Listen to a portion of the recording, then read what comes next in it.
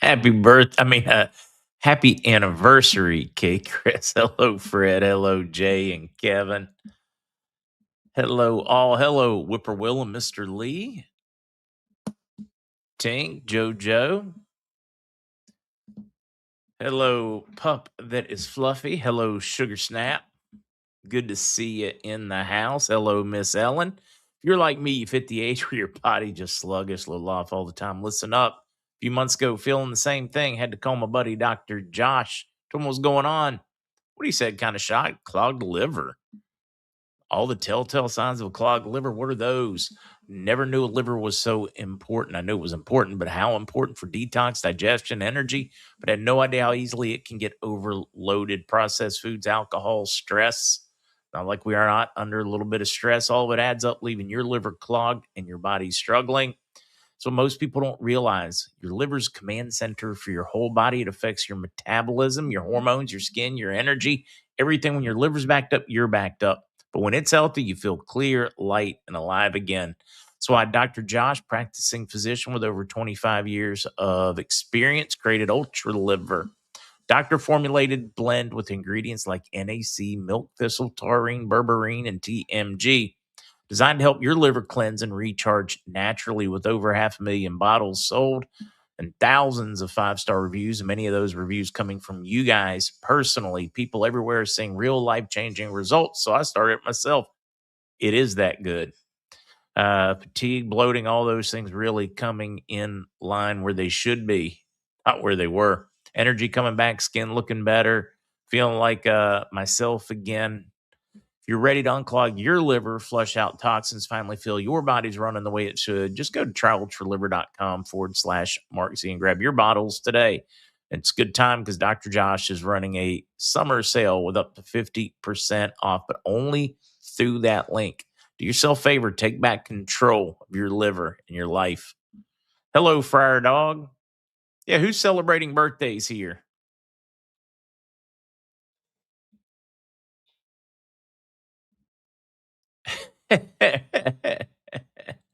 Let's see, Tupelo. Majid has had some pretty good ones of late. That is sure. And I even highlighted one of his. I had a couple of different people posting on it, but I thought it would be better to put his up there. Well, of course, the language a little off there, but Venezuela agreeing with the U.S. Treasury to reconnect international financial system. Now their gold is at the U.S. Treasury. Rumors is some of Vietnam's gold is going to the U.S. Treasury as well. Interesting, right? So everything's set for them to go international. They could be the dark horse. They might actually come together in time. Jace or JC, birthday today, big 14. Gotta like the medical marvels, the ones they said no and they said, yep, God's got a better plan. I plan on being here. Joseph, you can't exchange for the lower notes until they're in circulation. Just relax. You got plenty of time. Nothing to worry about. Yeah. Oh, right. Dude, the clickbait ones out there, the new clickbait gurus and stuff, the Johnny come latelys with the wild pictures and the surprised expressions over rate. Like, it's laughable. Are people that easy to manipulate? Maybe I should play that thumbnail game. To me, I always thought it was weak sauce because they were preying on weak intelligence. But hey, if it works, it works. If you get their attention and it makes a difference and they can help their families, then run with it. But yeah, no, it's unreal. Unreal. Just approved 581. Just approved 4. I mean, it's crazy. Isabella 22.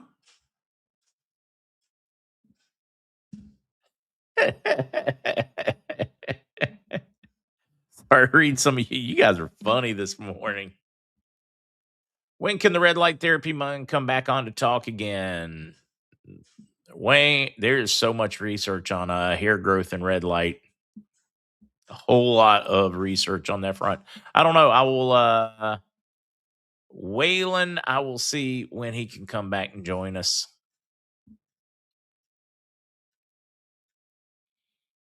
Don't have a good prosperity package update for you. I'm still trying to get somebody that is very versed to come on and join us. I've talked to two different people. I thought I had somebody lined up and a no go. I still hear they go at the same time, but I don't have anything else to share with you. Mel Mayhill or Melba. I think it's Melba. Happy 72nd. 72nd, yeah.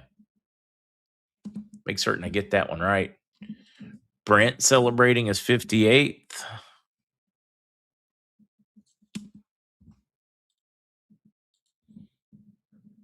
Yeah, we miss Andy today. I wish we could.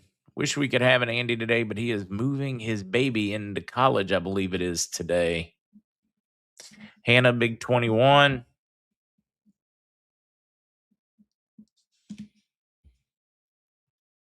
Lash Doctor gonna celebrate 72nd as well. What's going on with that? Everybody celebrating the same one?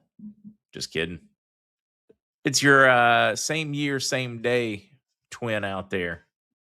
What's the good word, Jay? You know what I'm going to say. Thunderbird. What's the price? A quarter twice. Haven't heard anything fresh on Indian claims other than nearly every elder I've talked to has said that they have funds positioned, but they're not allowed to release. Tell me what good that does.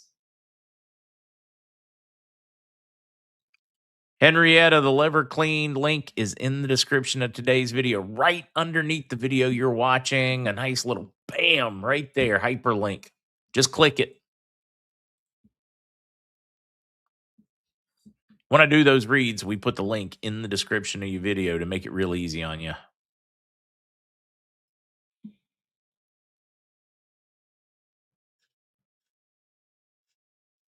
Oh,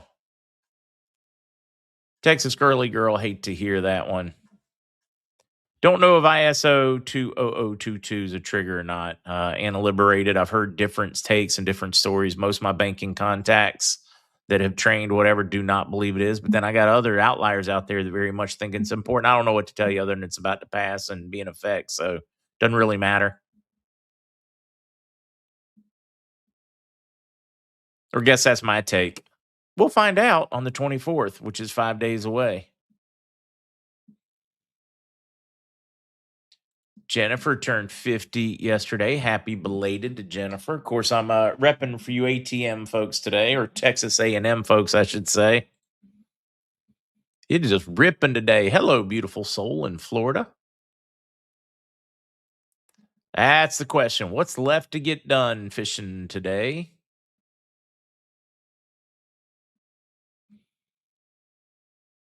I'm just hanging out with you all. Do I have to do this? Can I just hang out with you guys? And Papa Dave's going to come screaming in here in a little bit and going to have a little fun. Ooh. Now, Teresa, this is one I'm very excited about. I am going to drop that one. Let's see. Give me just a second on that one. The folks and friends over at Jeremy and Riley, all those guys, folks over at BioZox, more stock should all go live again here in the next hour or two on Fenben and ivermectin. Matter of fact, it's changing out to a 12 milligram, so they've doubled it and free shipping. So I'm going to put that link in chat. Good GMP provider, all American. It found us an absolutely awesome provider. Let me highlight that one for you.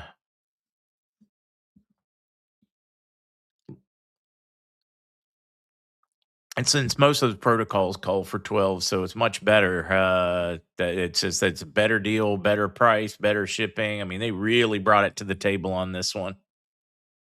For any of you folks that are interested, just keep an eye. Should be live at some point today. And again, that's BIOZOX.com/MarkZ. I was excited about that one. King's Hacienda, most people won't exchange for lower notes outside Iraq. It'd be a real pain in the butt. They're just going to put it in their own bank accounts. But some people might want to do that. They may be worried that it's going to change and they'll miss out somehow. I mean, I can see it. We'll see. Yes, Biozox is also in my link tree to make it easy, which always has the link in the description. Where are we at? 10:11. Oh, it's time to start talking. Yes. Kathy, just like I just pointed out, says supplies out of stock until later today when it all goes back in stock. Yes, it does say out of stock, and it's going to say that for probably another hour or two. Delivery is en route, like in the truck, about to be dropped off. Excited for it. Finally. It has been difficult. All right, where are we at? Let's start getting to some news. Bond side, pretty quiet. That is not to be unexpected. I am waiting to still hear. I had one outlier that seemed to think they could possibly go yesterday evening late or before this morning. I have not gotten an update. I don't think they've gone. I do believe they are awfully close. I believe it's a shotgun start with everything in a good shape. So let's just focus on Iraq because we do have some good ones in here today. Iraq struggles to contain volatile dinar currency disparity. They talk about the values throughout the years. This one's a great article for the history of it. 1968 to 1979, the peak IQD was $4 to 1. 80-88, the Iran-Iraq war. Wartime economic strain dropped all the way down to 330. 91 to 2003. Under the crushing economic blockade after Saddam Hussein invaded Kuwait, etc., it dropped down to 3,000 IQD to $1. That's where they devalued it, guys. And then it started stabilizing after, over doubled in value, and here we are at today. And now they do believe that deleting zeros could change all of that, including, and we're going to get into more of it. Some of the articles coming out are great history lessons to show you what happened, how it happened, why it happened, and of course, why it needs to reverse the other direction and be worth more as they've removed more from circulation. They've improved all of their issues. They have more assets than they had before. Very positive. I mean, it really does paint a economic picture that makes sense for a much higher currency, much higher. Iraq approves a SCUDA-based advanced customs tax collection from October. What does that mean?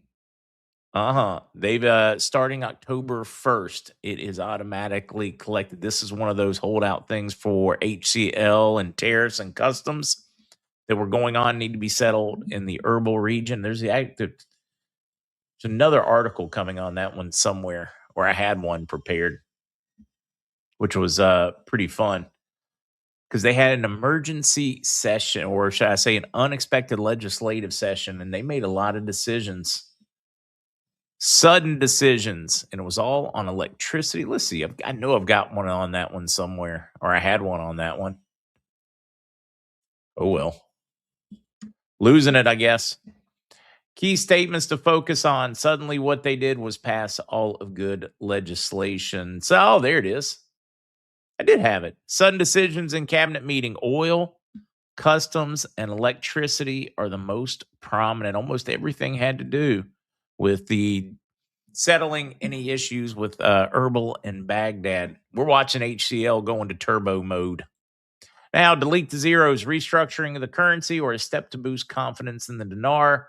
Ooh, which is it? All the above. After 2003, Iraq printed more than 100 trillion dinar. Al Skeith said, noting that about 70% of the amount of cash is printed outside of the government's control and stored in homes, bunkers, etc. About 70%. They do not expect the majority of that to ever be claimed because it is illegitimate. Massive change in the amount printed, massive difference in what they have. Now, when you look at it, there were numbers have been thrown all over the place for what was printed while Saddam Hussein was still in, and the value was still high before the war, back when it was 330. And most legitimate numbers I've seen have been at about 50 trillion. They officially said it was 20 some trillion in some of the documentation that I have read. But most believe that they had printed that could still hold the value of 330. So think about that one. If that's the case, even if there were 100 trillion, then your value should be half of that. So what's half of 330? Anybody do that math? Buck 65. But now we have more assets supporting it. We have a GDP ratio of what? 60 to 1, 60 times the resources that they have as a single year GDP. It's just crazy how undervalued Iraq is right now. Just crazy. I'm loving reading these articles because they're getting into a lot of the meat of why we need a higher value. I'll include those. You guys that decide to do a deep dive are welcome to read along. Al-Maliki does not want a war between the sons of the one trench and hints at resistance. Zaidi is supported. He said he very much supports Zaidi and that the militias need to not battle amongst themselves. I'm surprised, right? I mean, this is Maliki. This is the last person I thought that was going to be this supportive of Zaidi. Probably because he's got a lot of NAR that he'll be allowed to exchange if he plays along. I don't know. You guys tell me what you think of this one. But watching all of the parties that should be cutting Zaidi's Achilles are suddenly supporting him. What has pivoted? What has changed? I don't know. I'm excited about it, though. And here you go. That was on the Venezuela. Met with the U.S. Treasury on August 10th, and they said they agreed with the U.S. Treasury to reconnect to the international system, and they're moving their gold. Also, stories that Vietnam's moving a lot of their gold from London to the U.S. as well. This is, to me, is getting very interesting. You're watching just massive shifts. I'm going to hurry along. I want to maximize some time with Papa Dave today. I'm going to turn this one off, and I'm going to start setting a stage. We're going to circle back to some of these questions when I have my experts on here on foreign policy.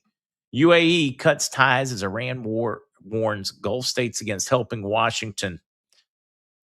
Obviously, the UAE and Saudi Arabia and the rest of them aren't too concerned with what Iran wants because they're tired of the abuse that they're taking because of Iran. So U.S. Navy is gaining ground. Kepler says U.S. Navy gaining ground on Hormuz, meaning they are getting more and more control over Hormuz, slowly strangling out Iranian movement. Saudi offers to sell oil near Oman, a sign they're sailing dark through the Hormuz. So now who do we have that is moving oil through Hormuz? Almost, it seems, at will, darkly, covertly. UAE and Saudi Arabia. They're going to start offering. UAE is already offering it. They're doing ship-to-ship transfers right off the Omani coast. In other words, they get out of Hormuz, bam, they'll go from ship to ship. They're using their own fleet. Saudi's getting ready to start using their own ships as well. This is wild to watch.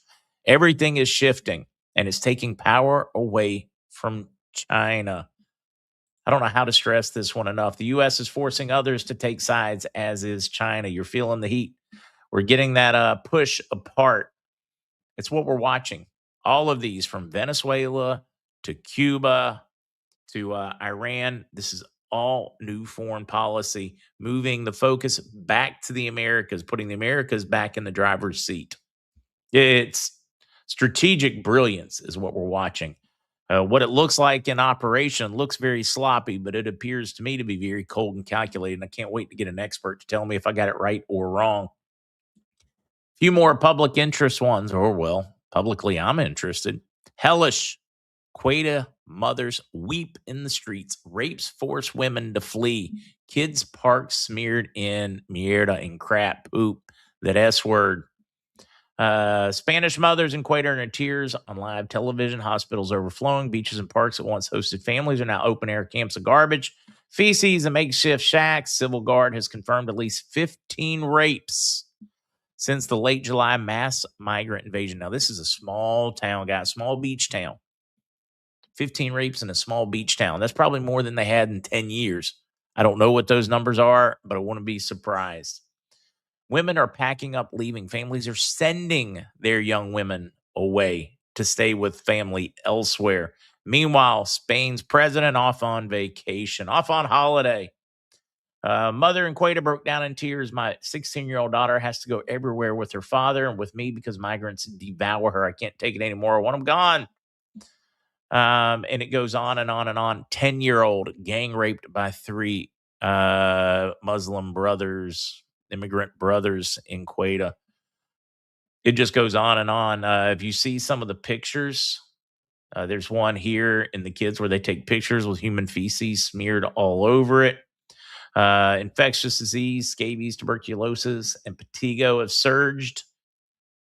It's a mess. This is forcing the world to wake up. Maybe it did need to get this bad before it could ever get better. Census Bureau. Oh, I got some good ones here. I don't know if we can talk Dave into talking about any of these or not. Census Bureau analysis identified 24,000 non-citizens voters in the 2020 election. According to Trump, this is just the beginning. Commerce Secretary Lutnick posted on X more than 32 million more voting records will be analyzed in the coming weeks. So they have identified 24,000 non-citizens that voted in 2020, which means there were 24,000 illegal votes. This has been confirmed now, and they still have 32 more million to go through. It's all coming apart now. It gets even more interesting. We may see something huge. We may see something shake down in government. NSA blocked reports of CCP interference in the U.S. elections from reaching Trump. According to declassified documents, new released files document intelligence leaders' efforts to suppress evidence of Chinese influence in U.S. elections. That's right. Newly declassified emails reveal the decisions were made by National Security Agency leadership to block reports of Chinese influence in American elections from reaching President Donald Trump. 4 pages of emails, all dated March 13th, 2020, were released on August 18th by the White House Government Transparency Task Force.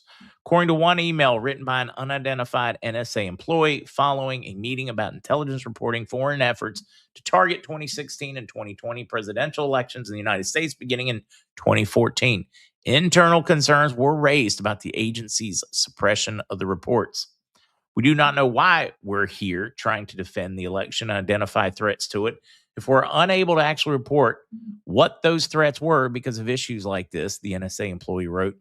According to another email, NSA analysts had proposed releasing the reports in 2018. They knew what was going on.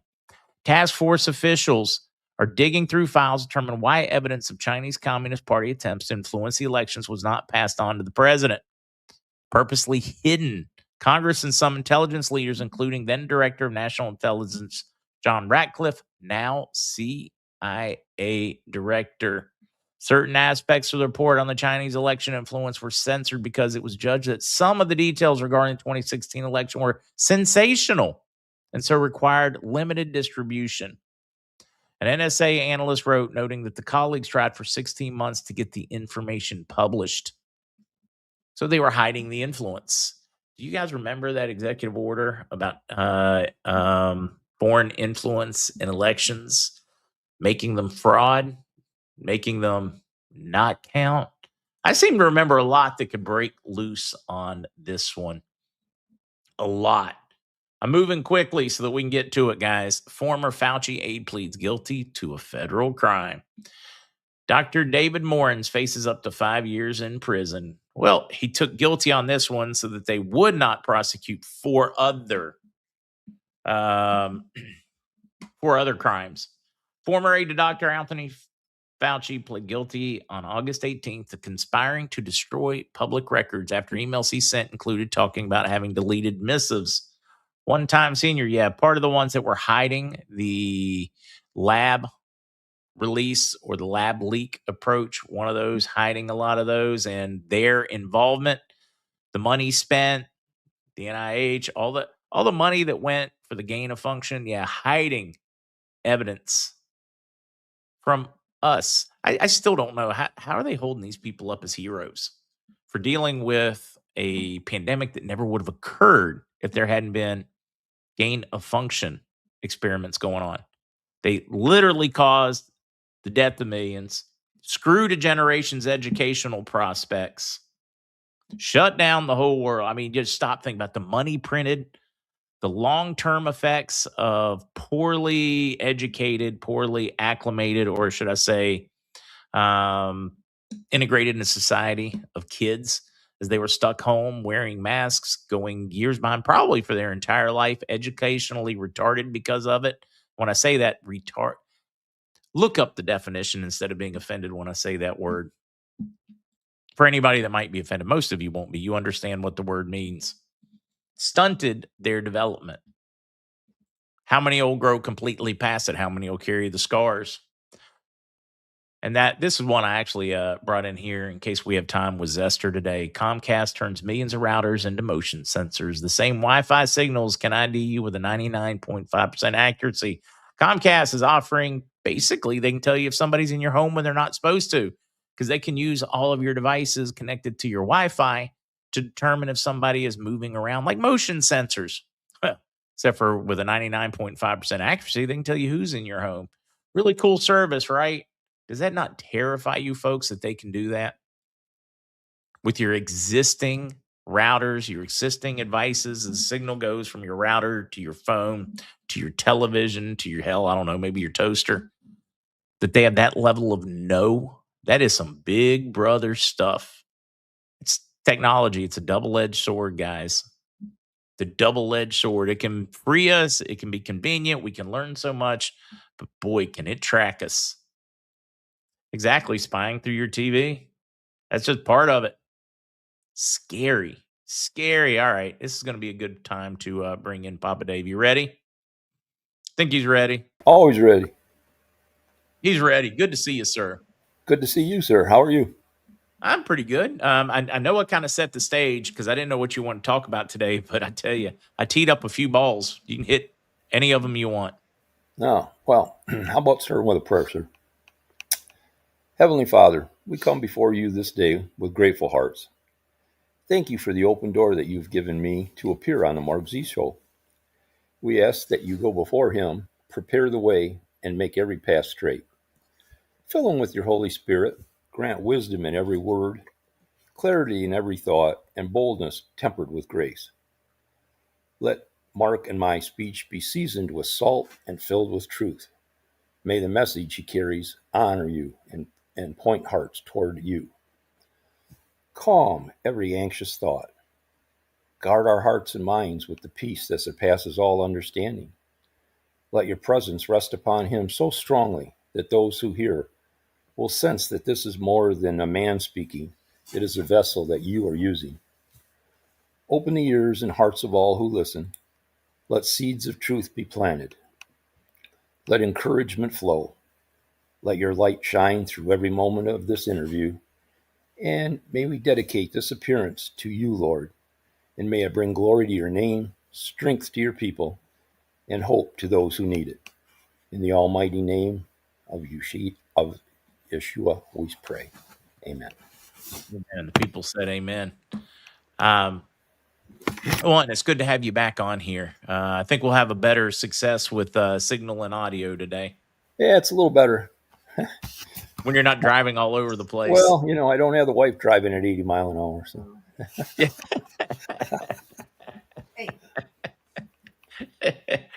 Tell her we said hello, by the way. She's probably hanging out there listening. Yeah, she's sitting right next door, as well as Maximus. So he may pop in and make an appearance. You never know.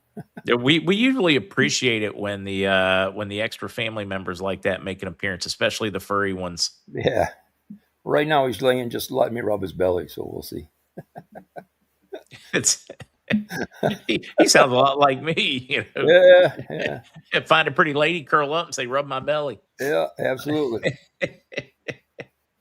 Where do you want to start today? You want to start on intelligence leaks, basically the new quarter sphere, Monroe Doctrine, the threats of, well, in my opinion, the threats of the spread of Islam. I mean, I don't know where do we want to start? Well, I guess we could start at Dearborn last night, since it's just around the corner from me. It sounds like it was quite a hootenanny.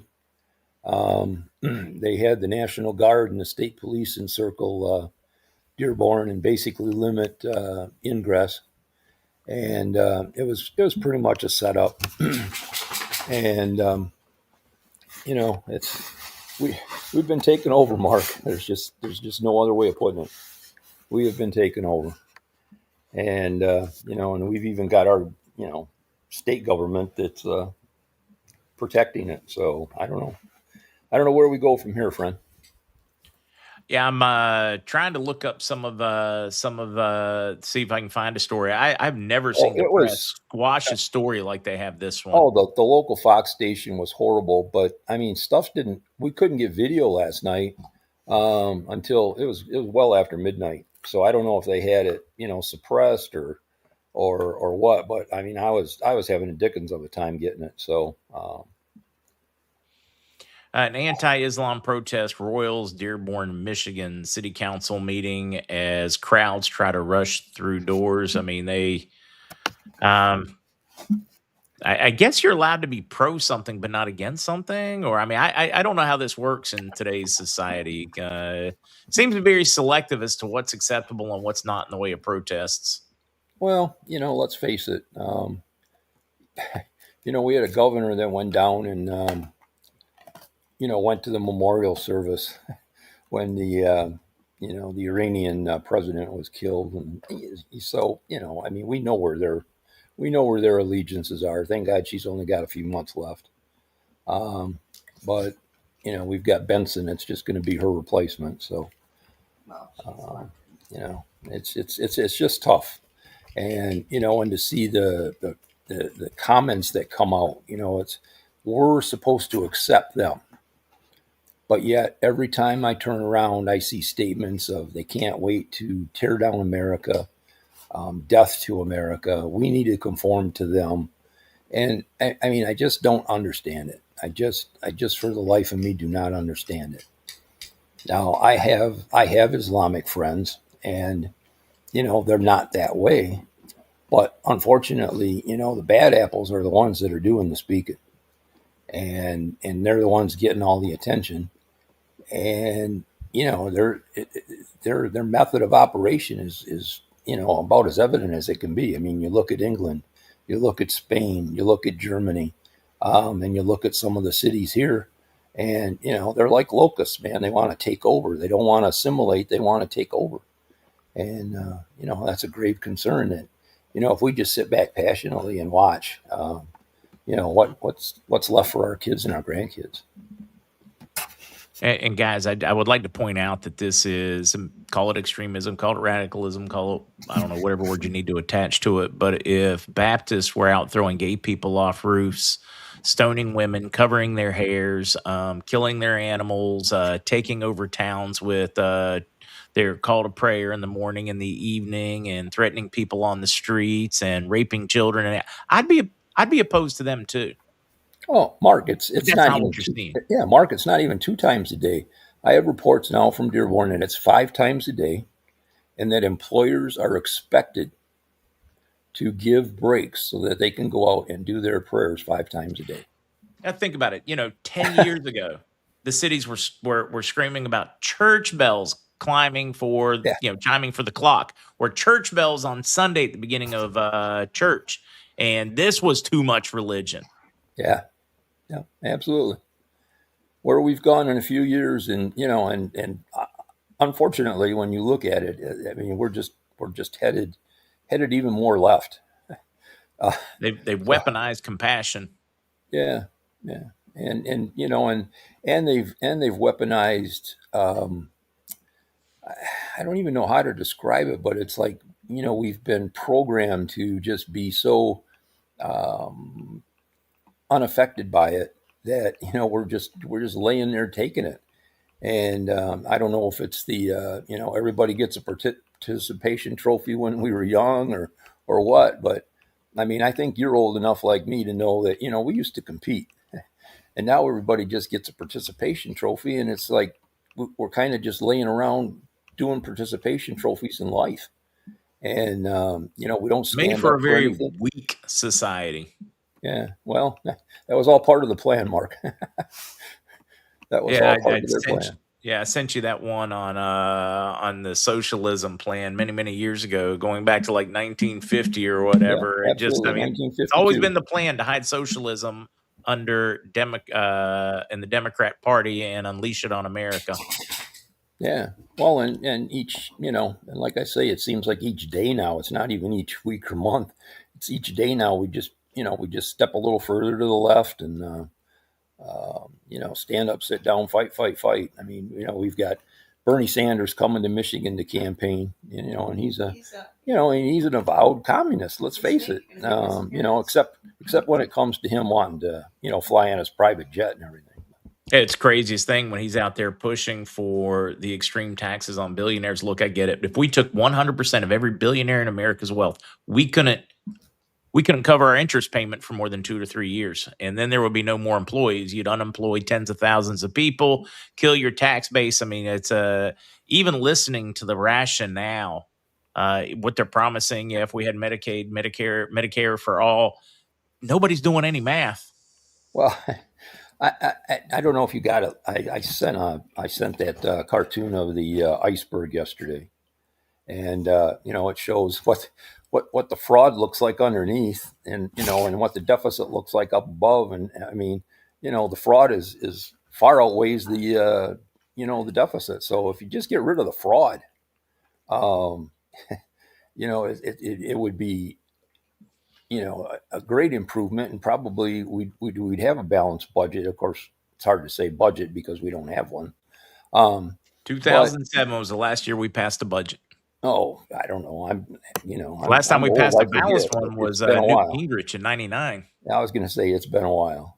I believe it was '99. Yeah, that can's been kicked so many times. I'm not even sure it's got enough aluminum to kick anymore. But it's just amazing. I mean, you talk about the wasteful spending, like the great old Affordable Care Act that's unaffordable. The Unaffordable Care Act? Yeah, the Affordable Care Act that, we have to have a government supplement to make it work. Whoever thought that would work, whoever rational thinking adult that ever passed a basic accounting class thought that was going to be a good idea. Well, John McCain, obviously, because he was a deciding vote.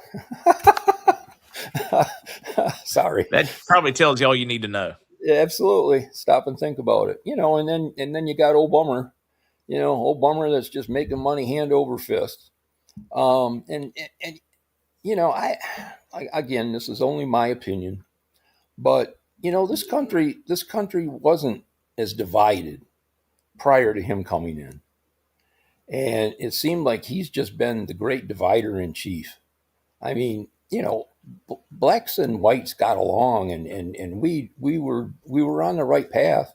And then the next thing you know, now we've got Black Lives Matter, and everything is all about violence and stupidity. And and it lays right at his footsteps. And he's the one that's capitalized off of it. I mean, the man came in a pauper, and look at the amount of money he's got now. And you don't think insurance companies with the Affordable Care Act just funded him like crazy to get what they've got? What do you think about it, Mark? Yeah, we created some massive corporate mandated giveaways with that one. You're mandated to have health insurance. Mandated. They get to steal your money. They get to charge what they want, and you don't have a choice. You legally have to pay them. Absolutely. Z Kyle. that would be like them passing a law that says that I have to pay the mafia protection. Exactly. And or even to buy pastrami. Only the best part is under mafia protection you were protected. Right, exactly. You don't even get that with maybe we can get the mafia to run America. You don't even get that with the Affordable Care Act. You get a bean counter that tells you whether it's okay or not. So, and that totally depends on the amount of kickback he gets for saying it's okay or not. Absolutely. One of the interesting parts, I have a friend coming over this afternoon because I have to walk him off the wall. He's quite liberal, and we get along because we're way on both opposite ends. But he's coming over. I have to walk him off the wall because he saw the news last night, and he saw some retired general say how unprepared America is for the war and how weak we are and that we have no friends left and everything. And I said, well, and I won't use his name, but I says, but where's the change? This has been the case all along. It's not like we've ever needed them; they've always needed us. And now that they finally have shown their true colors and don't want to support us on this and that, and we want to go it alone, it's just finally coming out to light. And I says, don't believe all this hyperbole about how we're out of ammunition and we're out of missiles and we're out of everything, because that's not the case. But he's petrified. He's absolutely petrified, and so I've got to kind of try and get him back to where he'll be able to sleep tonight, because I know he did not sleep last night, and And we spend more every year in the Ukraine than we spend in Iran so far. I mean, to me, well, listening to the arguments are just like, oh my God, I can't believe we're wasting all these. What happens if China? What happens, like, they weren't paying attention to that wasting because everybody was terrified of the boogeyman Russia. well, and Mark, I know it to be a fact that there are weapons stored that would allow for a full military attack on the Soviet Union and China separately. There are stockpiles built into the system just for that. It's not like we just throw everything out and this is it, and boy, once it's used up, now we have to, rely on our supply. And some of it outdates. So, to take and use some of the stuff that's outdating, which is pretty much what we've done with Iran, it's like it's like use it before we lose it. But we've got all these panic-stricken liberals that will jump on anything they can to try and weaken us. And the unfortunate part is that for all of his strong points, the president just won't wise up and just stop it, and let's put an end to this thing. And he just gives them more time and gives their thing more credence, and it's getting very frustrating. All right, a couple things. One, because of the time you came through, if there was anybody out there that should be screaming anti-Russia, it would be you. I mean, you were instrumental while Reagan was president. At that time, Mr. Gorbachev, tear down this wall. I mean, Russia was the boogeyman. China wasn't the boogeyman. Russia was the boogeyman. At this point, China really needs to be our boogeyman, not Russia. If we want to pick a boogeyman, that's one that Ah, says they want. I mean, they haven't hidden the fact they want to control the entire world. yeah, but Mark, they don't have the means. Nah, They're a paper tiger. They're in such financial disarray that and societal. They basically have a few years left with capable men of any yeah. compared to the Well, rest of their population. yeah, and the best part of it is I don't even know that they're aware of it, but they're using kind of the same method on China that we used on Russia. Let them think that they need to be almighty and show all this power and strength and everything, and they're using up gazillions amounts of money for what? And that's exactly how we beat Now, Russia. Now, guys, if you're not familiar with what Dave's talking about, kind of when Reagan came out with the Star Wars, we're going to do this, we're going to do that, space race, Russia had a prestige issue going on where they felt they had to keep up. Their prestige as a nation was all in those big things, but they didn't have the resources to push because every time they wanted to send somebody moon to one up the U.S., every time they wanted to build a bigger missile, anytime they wanted to, oh my God, they're going to build a Star Wars, they're going to be able to take our ICBMs out of, they would spend more and more and more. Basically, he let their pride, like keeping up with the Joneses, bankrupt them. Right, and exactly where it's exactly where China is today. And I I wrote an op-ed the other day. If you caught it and read it, but it's it's exactly that. History's repeating itself, and you would think that China, with their appreciation of history and everything else, somebody would have stopped and read it and went, "Wow, this is how the Soviet Union fell." But being an American, I'm all for it if that's what they want to play. But I would prefer to just see the whole world get along. Why can't we all just be Oh, that would be economic way powers? better. Why can't we all just be economic powers? Yeah. The U.S. has got.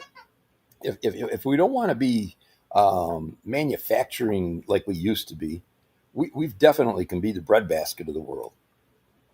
And I think we need to be both. But well, that's I'd like to start rebuilding foundries. There's absolutely no doubt about it. I had a really good conversation with a gentleman that actually builds foundries on a flight that we had from Fresno back home one day. And the nice part is that the technology's there and they can be rebuilt pretty quickly. It's not as bad as everybody thinks. But, you know, we just keep giving everything away. And, I keep hearing like my friend that's coming over, it's like, well, we can't become an isolationist because, we Americans won't pay what, it costs to manufacture in America. Well, guess what? You might have to. We've had it good for a long time. And, the unfortunate part is we've suffered for it in quality. Manufactured obsolescence didn't come from America. well, there was that whole $50,000 Ford paid the designer to create a brake pad that would wear out because he wasn't selling any parts. Well, exactly. Well, and I'll never But forget his China first turned it into an advertisement Olympic that, sport. you can buy a Model T in any color as long as it's black. So, but let's face it. I mean, like I've got a microwave that we've had for less than 5 years, and it needs to be replaced. The microwave before that probably was 30 years old, and it still worked like a charm, but it just didn't fit in the kitchen. How many people out there still have the refrigerator from 1980? Yeah, ours is out in the garage. Used as It turned into the beer raider. it's a pop refrigerator for the kids now. But Yeah, there you go. yeah, I mean, but today you get a lawnmower, and you got to buy special gas additives because it'll plug up if you don't do that, because it's just not made to handle the unleaded fuel. And then the next thing you know, the snowblower goes because it's got too many moving parts. Well, excuse me, what's a snowblower supposed to do? And it's like we've got all these smart engineers and everything, but we've engineered ourselves right into having to replace. And it's unbelievable. But again, well, we can get it. We can get it from China for X number of dollars. Well, guess what? It's there's a price to pay for that, and unfortunately, the price to pay for that is, you become dependent on them, and then they turn around and start dictating to us, and boy, I don't think you ever want to be in that position, because the next thing you know is then those walls go up, and we just don't need that. And I really don't want to be an isolationist country. I do. But I'll tell you, it's becoming more and more appetizing when you see the infiltration of everything that they want to bring into our country, and what they expect us to protect and to pay for. And you think about the savings if we didn't have military bases all around the world. Just stop and think about the savings there, and just protect our own borders, and start using our technology, not just for advancement of weaponry, but for defense and infrastructure. Yeah, well, don't even get me going on that. those rides. Trump's not really looking for an isolationism. He seems to be pushing to control strategic supply chain, like Hormuz, Suez, key choke points for commerce. Other than that, seems like he just wants to focus everything Fortress Americas, with the primary focus on North America, which to me makes very logical foreign policy sense. Well, it does, and it'd be great if we had two North American partners that wanted to be partners rather than enemies. Well, judging by the number of people that took to the polls and the lines in parts of Canada this past week, I believe Canada is far more friendly than the press is trying to convince Well, us. Alberta is definitely probably destined Exactly. to be the 51st Yeah, I don't know if 51st any of you state. guys saw some of the footage and the lines, the hundreds, sometimes thousands of people standing in line to make their opinion heard on Alberta and leaving Canada. Yeah.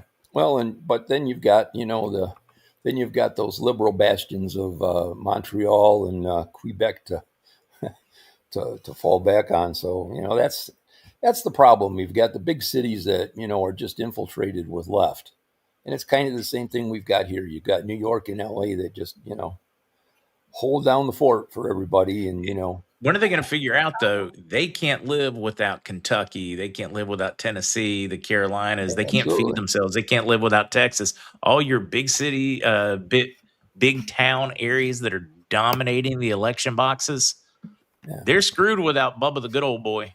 Well, but that's why they want to get rid of the Electoral College, because their mass numbers are going to outnumber us, which is exactly what the forefathers saw, because they didn't want New York and Pennsylvania, controlling the country. They wanted the Um, educated farmer, is what the well, founding they wanted, fathers yeah, envisioned. exactly. But here's a novel idea. You bring that up, Mark. When are we going to wake up as citizens and say, you know what? It's time for Congress to become part-time. No more benefits, no more longevity of No more careers as a going to congressman DC or except senator. for once a year. In Yeah, today's world of technology, take them away from the lobbyists. The lobbyists love the way oh, it works because they oh, come to Mark, them. They come to their restaurants, they come to their bars, they come to their oh, clubs and their parties in DC.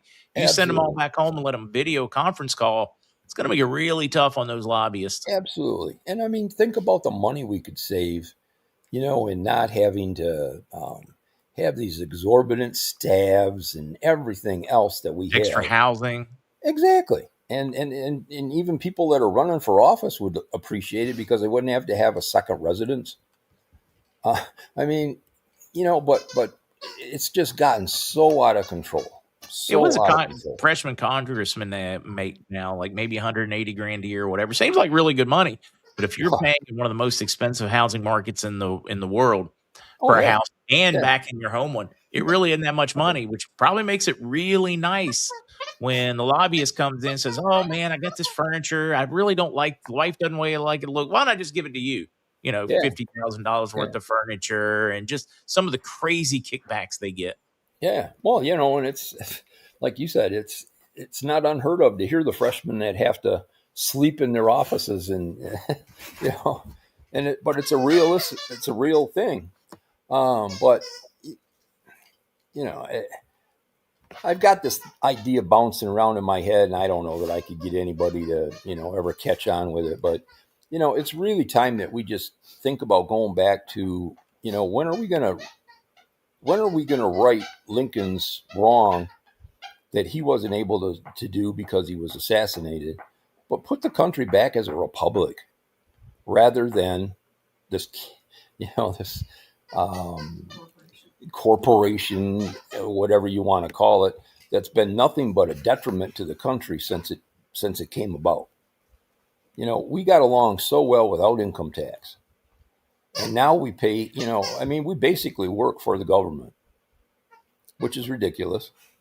Everybody I yells forget about what it tariff. is now, but it's sometime in May or early June before you get to start working for yourself. Yeah, yeah, but even then, you're still paying so many taxes. I mean, get your Yeah, phone you're bill. still paying fuel tax and all Well, the I other was going to taxes. say, look at the taxes you pay on your fuel. Look at the taxes you pay on your phone. Look at the taxes you pay every time you go to a store.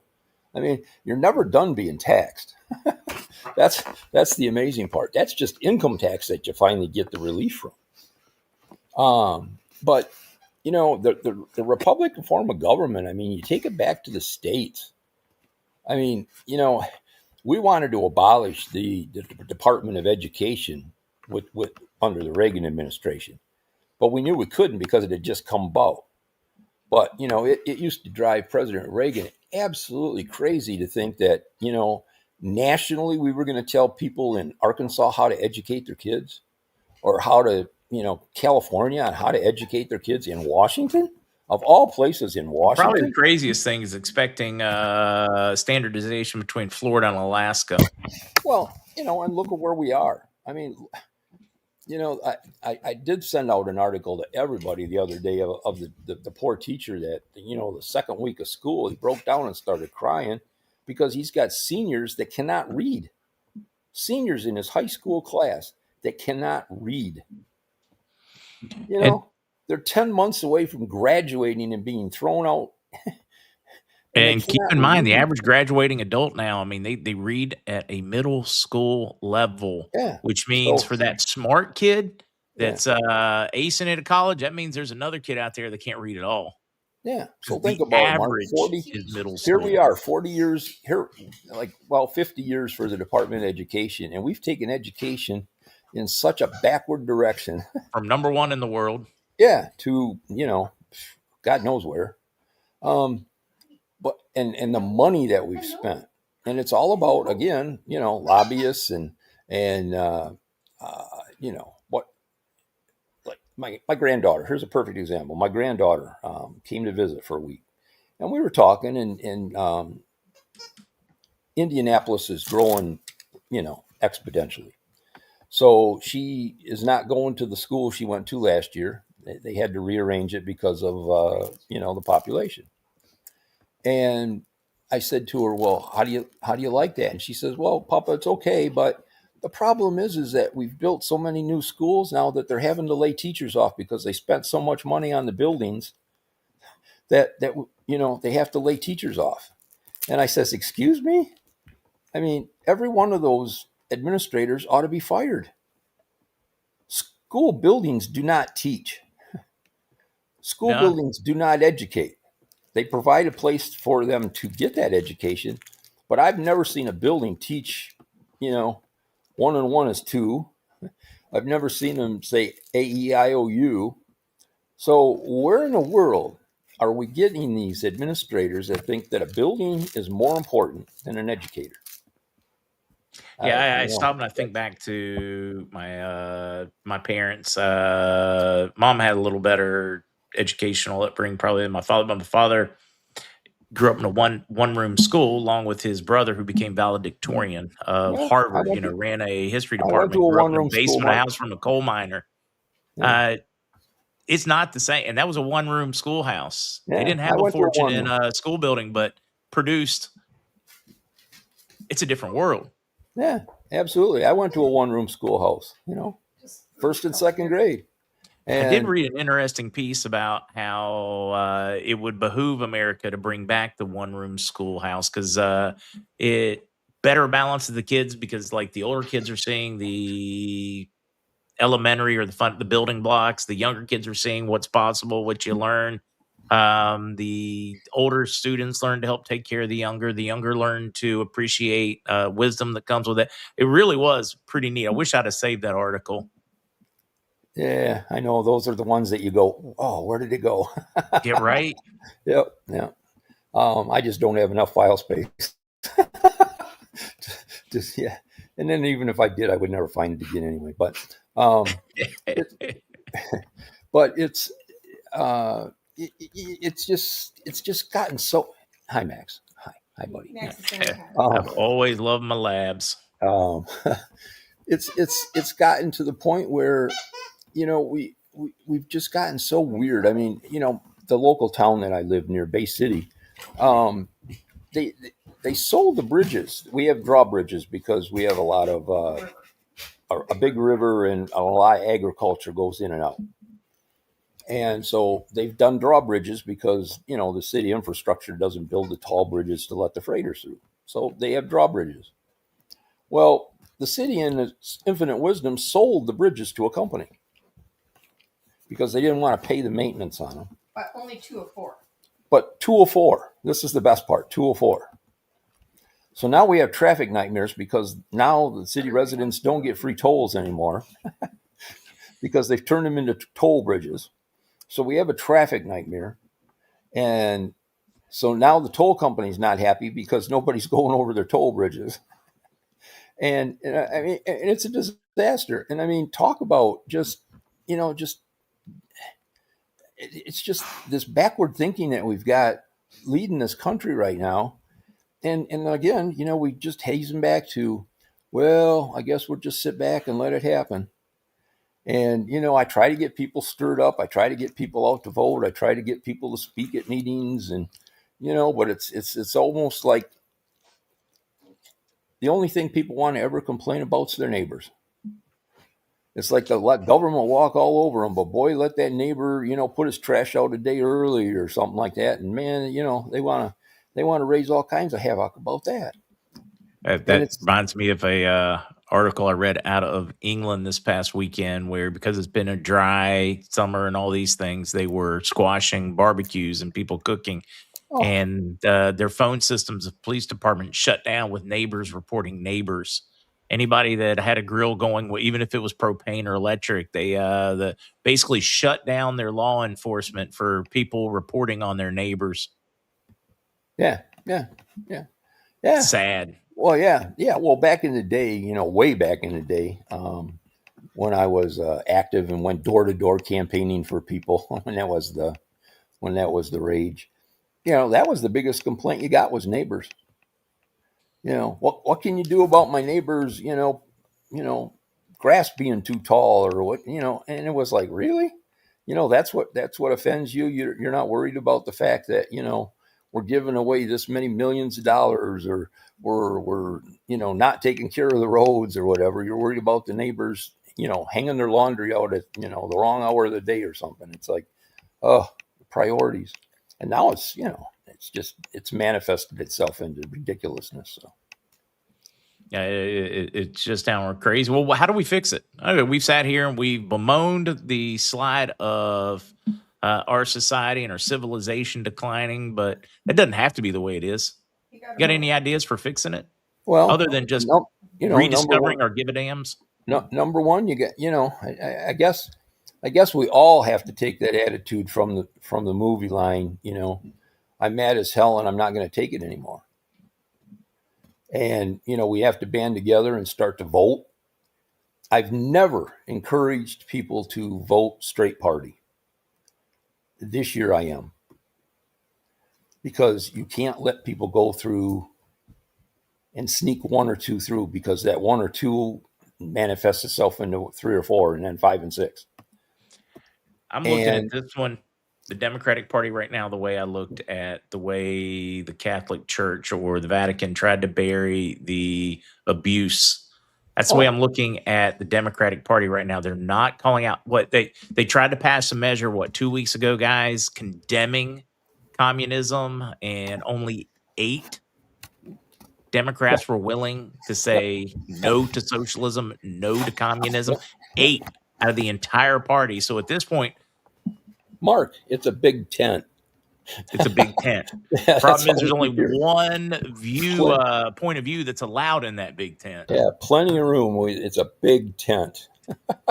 And that's why, unfortunately, the only thing we can do at this point is encourage straight party vote. And I'll tell you what, I'll give the I just pray that Republicans. empowers the I'm not rhino. partisan. I don't want to be partisan. I mean, that's one of the reasons that President Reagan liked me, was because I was a Democrat, and he wanted to hear that opposition side. But I can't even be a Democrat anymore because the Democratic Party walked away from me. So it's a case of where, if we've got to give one or the other a chance. And if we vote straight party Republican this time and they blow it, then we need to come up with an alternative. And you tell them flat out, people got to get on the phones and start telling their congressmen and their senators, look, I'm the boss, not you. And if you don't straighten up and fly right and start representing your district, me, then we're going to take you out. We'll When primary take you. out means vote out, guys. It doesn't Well, mean exactly. violence. Yeah. No, I'm not mafia. Um, and I'm not Clinton. But, but I do it. I mean, how many people drive by, they see a dog that got hit, a deer that got hit, a squirrel or a frog that got run over, and they have to ask themselves, what did that frog know about the Clintons? Yeah, exactly. Yeah. What did Hillary have against it? uh, Frog must have been croaking one night, keeping her from sleeping on her campaign trail. yeah, or overheard one of her conversations. Um, but but in any event, I mean, I guess it's accountability, Mark. When you say, how do we change it? Maybe it's time that we just make people accountable for their actions. Like I've told the local congresswoman, she got elected last time, and the first thing she did is ran to Washington and she voted, for allowing boys in girls' locker rooms and restrooms. And I said, you don't understand that was your worst move. You don't represent our district. Our district is 90. I think the last poll was 95% against that. I said, that's going to be your death. You want to be a one term? That's fine That's with me.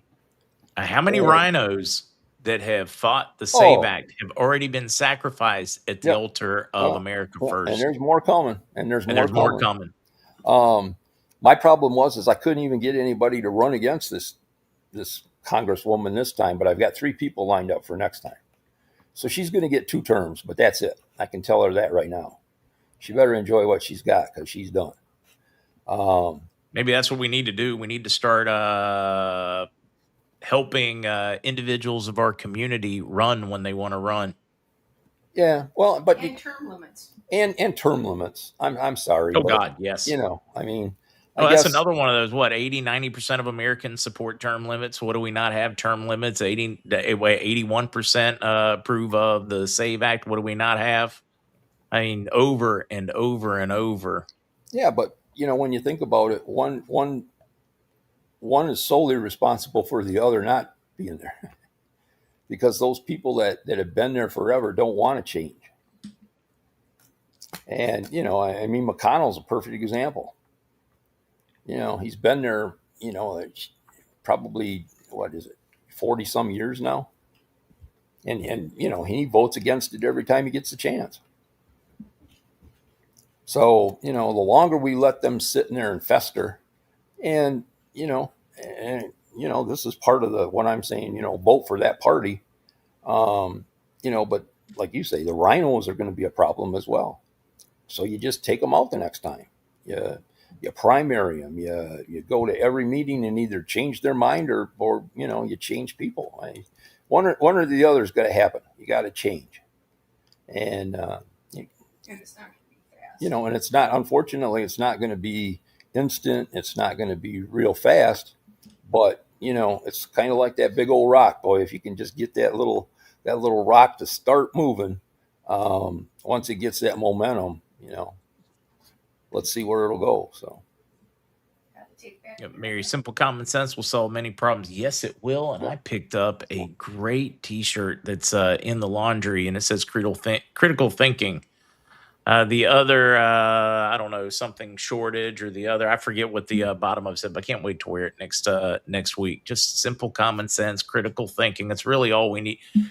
Our founding fathers told us how to handle times like this and abusive and authoritarian and overreaching governments. They told us all about it. yep. Well, and I guess probably the one thing that I disagree with President Trump's mega is just I don't think we needed the again. We just need to make America great. Yeah, period. Not great again, Yeah, greater, greater it than doesn't it's need to ever be been. again. I mean, we're still great. We just need to reemphasize the fact that we are great We have to take them. and take advantage of it rather than being like we run away from it. We just need to embrace it.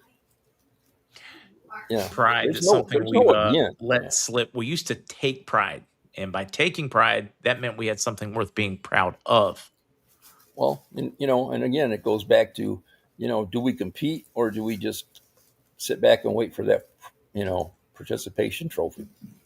Europe did that. We've seen how that plays out. Now Yeah. that should be our biggest wake up call. Well, Europe was the manufacturing capital of the world. Any new cool, great technology for hundreds of years for the most part, came from Europe.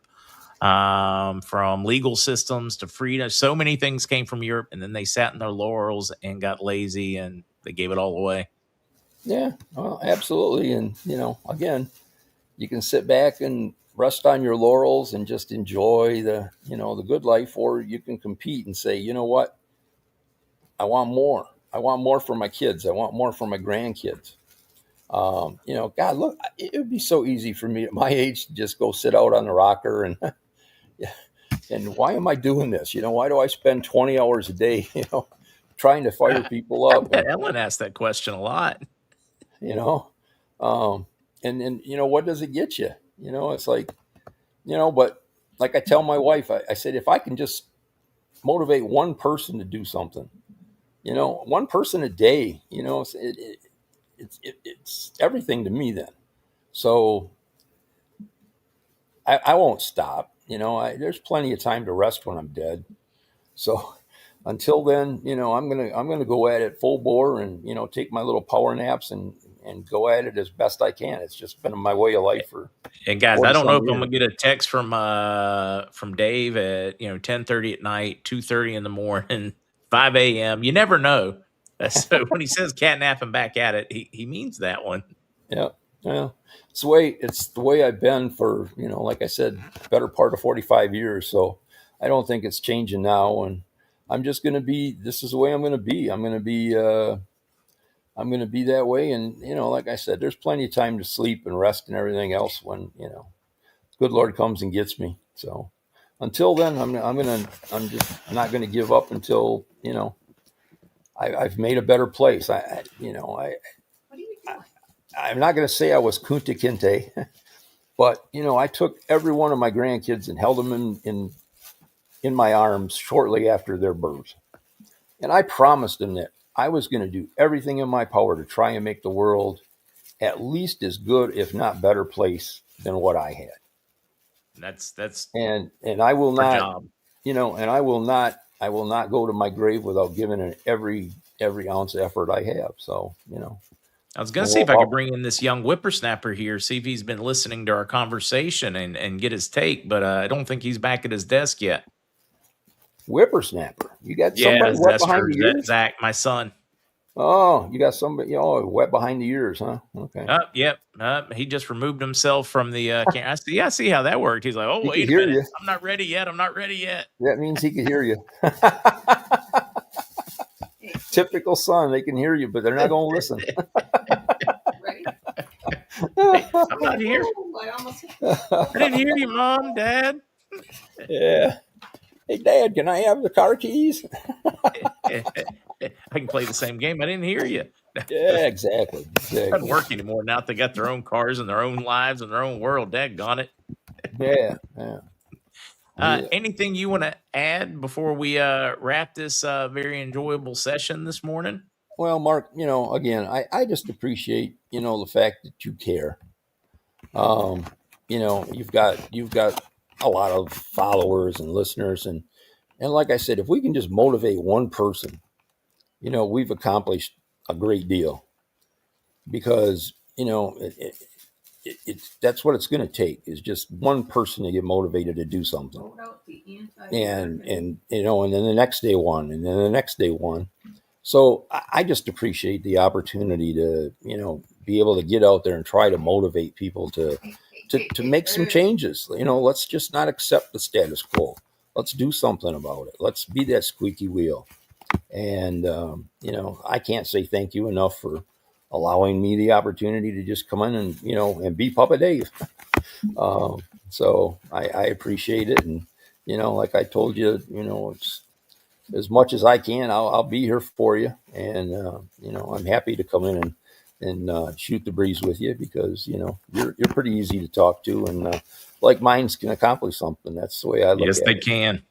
Okay, come on. So, Nobody. and if we could ever get a rack off the schneid, they're going to see a whole world of change, just based on Ellen and my foundation. I mean, we're just chomping at the bit, with projects and things to do to try and help this country. I'm very concerned. I mean, I don't want to get started on another thing, because I know you got to go, but the thing that's very concerning is did you notice the price of a calf now has went from under $1,000 to $5,000 a head? Come on. Do you know what that means for the price of beef in the future? That's definitely, if you got a freeze dryer, start freeze drying beef. It's not going Well, anywhere pretty. Exactly, but that's what our foundation is all about. Were we down to half the head of cattle we had in the U.S. as opposed to like 1970? It's some crazy number where we have fewer, and we've got twice the population. It's Well, we dropped 250,000 head in 6 months. Mm. So that's why I say, and then the price, it's just, and that's just steers. It's the same thing with birds and then they go through with the bird flu calls and, they're just systematically, making food a real crisis down the road. And it's a great way to control people. I won't even call him Gates anymore. He's Mr. Virus to me. It's where he made his money, and that's where he continues to make his money. When you engineer seeds so that they can't be planted, or you can't harvest seeds from the previous crop. When you specifically, you are trying to control the means. Yeah, absolutely. Or the production of food. Because that allows you to control people. If they're starved, they're hungry, and you're the only person with food, they'll pretty much do anything you want. Absolutely. Well, they're all about depopulation. So, but yeah, Mr. Virus, he's still at it. So, even like he invested big money in a new artificial butter. You saw that, like hydrocarbon something, and they engineered under pressure, whatever. It's like butter. It tastes like butter. Yeah.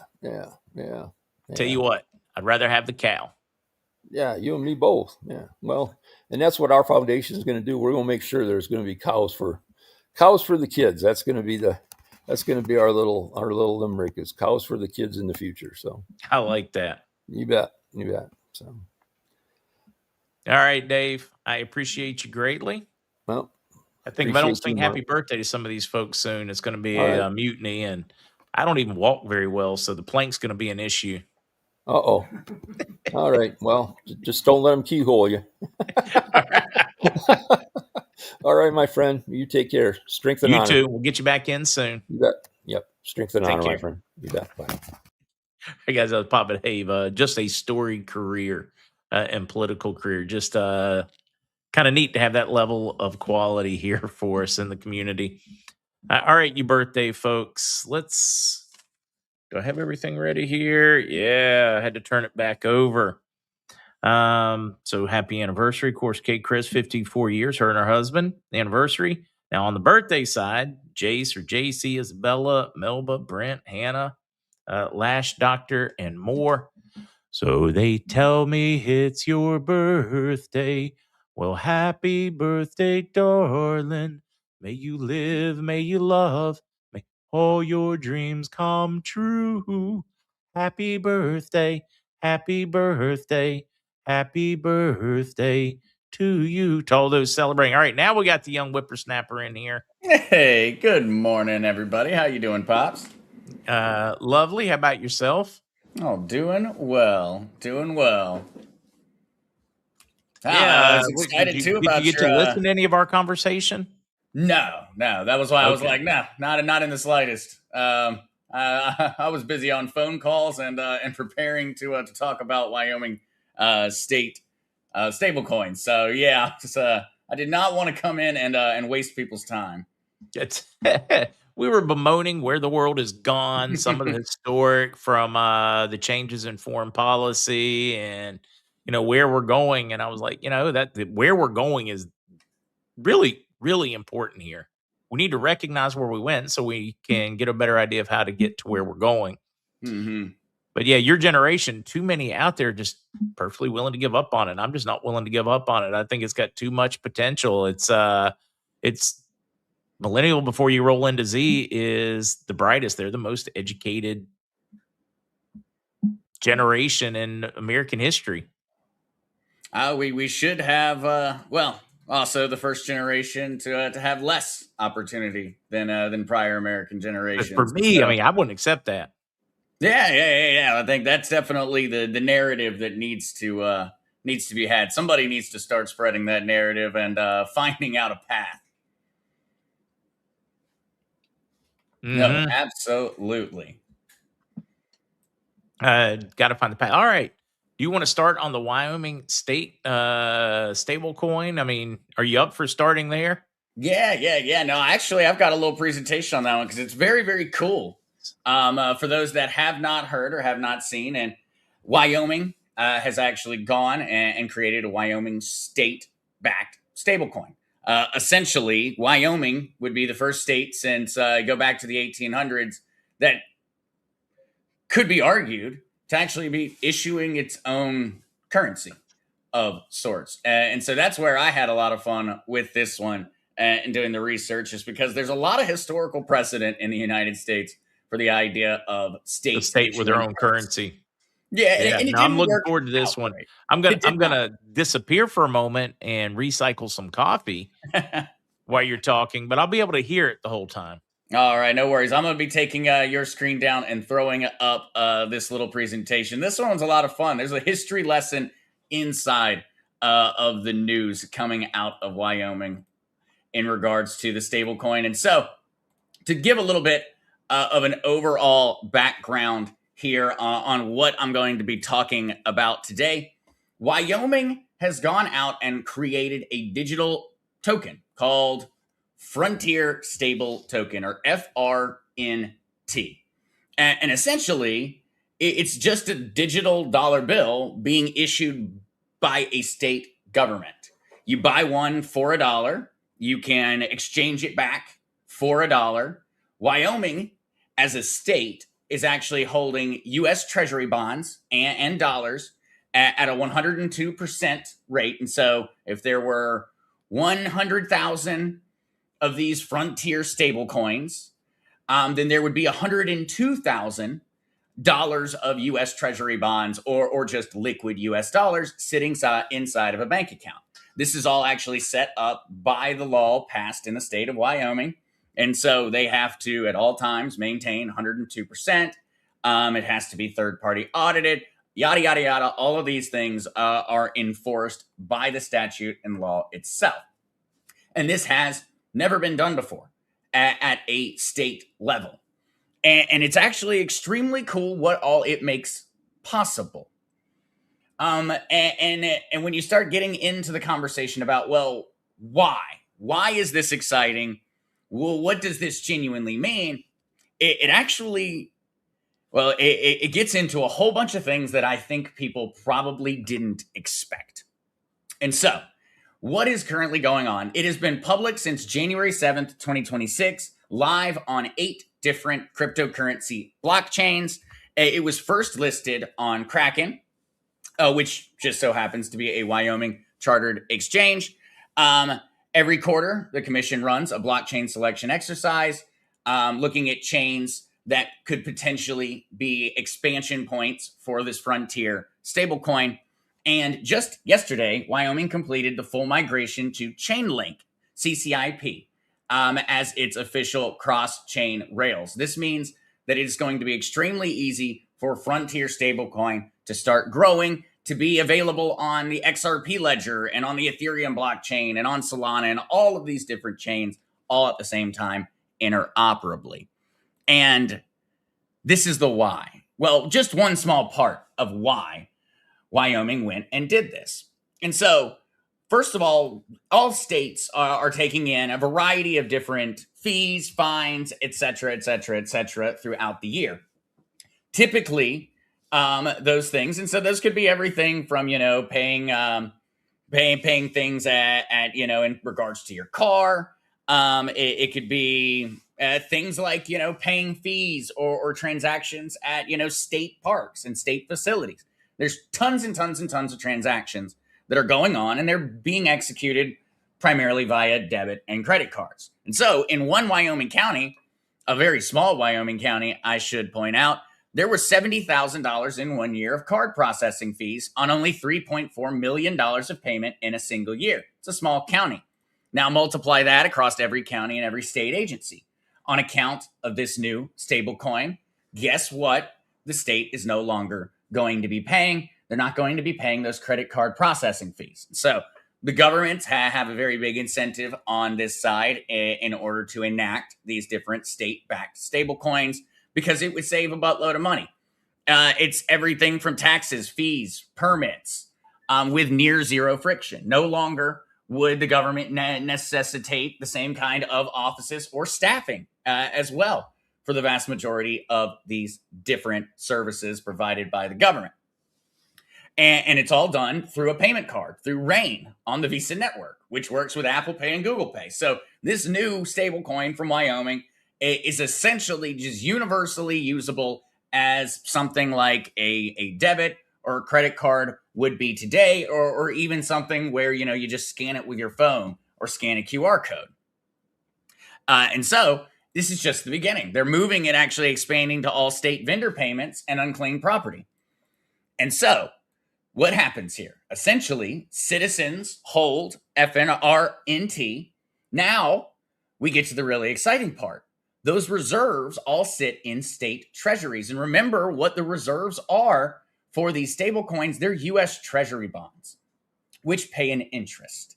And so now the states are actually earning a yield without having to tax their citizens. They're earning a yield just off of the citizens of Wyoming or the citizens of anywhere holding their dollars in FRNT, because every single dollar that gets pumped in to this fund is providing more and more and more interest back to the state each year. And that's where it gets to be extremely, extremely exciting from a state level, is that this would actually be a way of the government actually funding itself. Rather than coming to the state taxpayers, I guess I should say, in this situation, and asking for them to foot the bill. And it's really just the beginning of this one. And so right now, it's Wyoming. Wyoming is first. And it's actually off to a pretty impressive start so far, but they are not in any form or fashion going to be the last.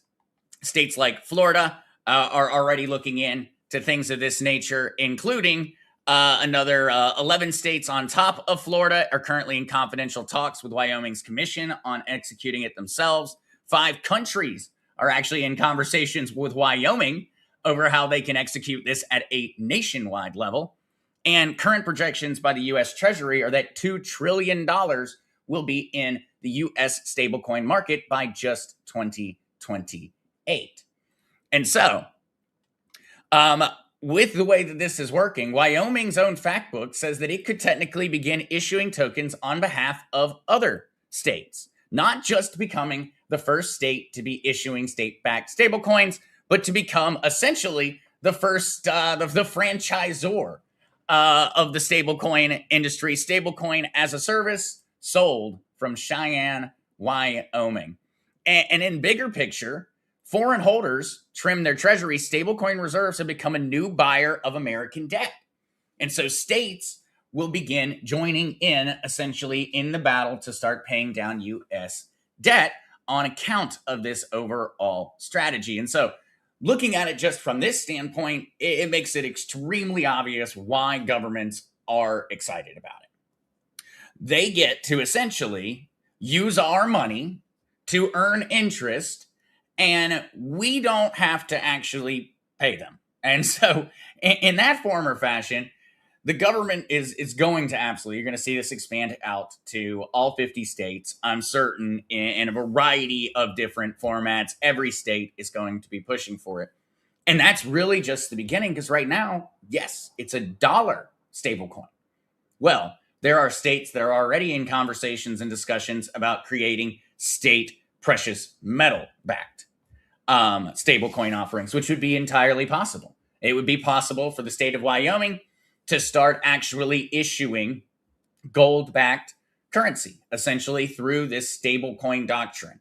And so it's just the beginning, in all honesty. But to me, the second that I saw this, and this is not a new article, in all honesty, this conversation's been going on in the state of Wyoming since 2023. That's actually when this entire idea essentially was put on paper in the state of Wyoming. And so it made me think, though, back through the history of the United States of America.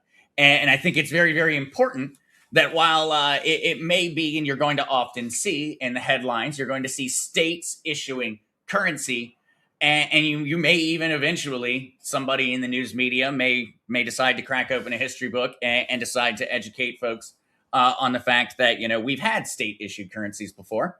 But I want everybody to know, and we're going to talk about the fact that it's very, very different, actually, what is currently going on than any type of antiquated system that has existed in the United States. And so with that, let's go through a little bit of a history lesson on currencies inside of the United States and how they've worked since the beginning, because we did not start out with a very functional system, in all honesty. And so backing up all the way to the Revolutionary War, we know Congress, and to this day, those that are students of the Revolutionary War will know the term the Continental Dollar, and will even most likely know the overall saying that was very common amongst folks fighting and being paid in Continental dollars.